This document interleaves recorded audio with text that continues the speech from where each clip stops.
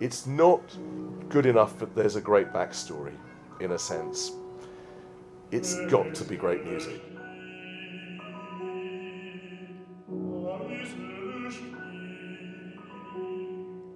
The Holocaust informed everything that he wrote for the rest of his life, because he is a composer of total and utter authenticity.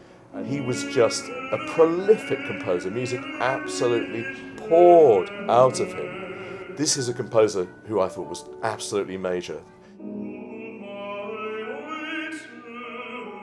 So why has Weinberg been neglected? Well, there are all sorts of reasons one could go into. It's not because the music isn't great.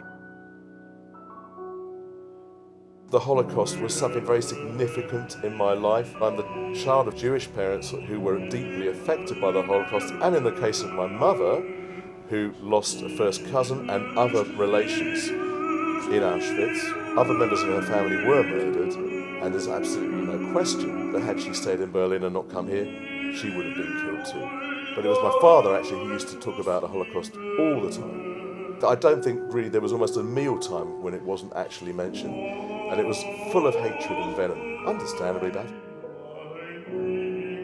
As the child of people who went through that or who were deeply affected by it suffer badly. It generated tremendous anger, frustration and upset in me that was very difficult to deal with. Once I got into the Jewish music stuff, I suddenly felt reconnected to myself as an artist, as a creative person. It became a way of dealing with this trauma. And so I started to look at lots of different composers from that period.